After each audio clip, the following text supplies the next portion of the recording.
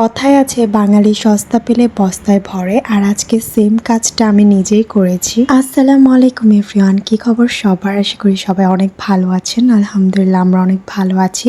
এই রোজা রমজানের দিনেও আমি আকাম করতে সবসময় প্রস্তুত। আজকে এতগুলো টমেটো নিয়ে বসে গেছি টমেটো সস বানাবো বলে, যদিও আম্মু আমার উপর একদমই ট্রাস্ট করতে পারতেছিল না যে আমি আসলে কি বানাতে পারবো কিনা। তো যেহেতু এখন টমেটোর সিজন চলতেছে, তো প্রতি কেজি নাকি 15 টাকা করে, তো সেই জন্য আমি আম্মুকে খুব রিকোয়েস্ট করে 5 কেজি টমেটো আনাই আলাদা করে, যাতে করে আমি সেটা দিয়ে সস বানাতে পারি। আমি টমেটো সস বানানোর প্রসেসিংটা যতটা সহজ মনে করেছি ততটা সহজ না ভাই, এত কঠিন লাগছে। আমার সবচেয়ে বেশি খারাপ লাগছে আর বিরক্ত হয়েছে যে এই ছেঁকে নেওয়ার কাজটা সময় বেশি বিরক্ত হয়েছি। তো আম্মু আমাকে টমেটোগুলো সুন্দর করে ধুয়ে কেটে দিয়েছিল, আর আমি অল্প একটু পানি দিয়ে এটা সিদ্ধ বসিয়ে দিয়েছিলাম। তো অল্প একটু পানি দেওয়ার কারণ হচ্ছে টমেটো থেকে এমনিতেও পানি ছাড়ে।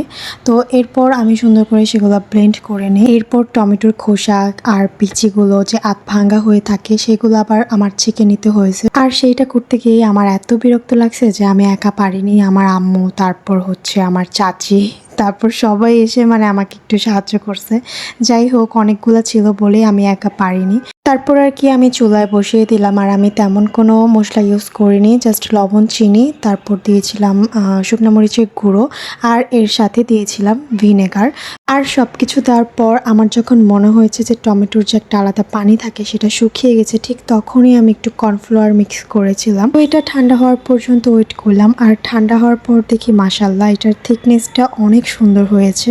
তো সবগুলো আমি কাচের বয়ামে সুন্দর করে ভরে নিলাম। এটা দেখে কিংবা খেয়ে কিন্তু একদমই বোঝার উপায় নেই যে এটা আসলে বাসায় বানানো সস। যাই হোক, আজকের মতো এই পর্যন্তই। সবাই চাইলে ট্রাই করে দেখতে পারেন। Bye bye.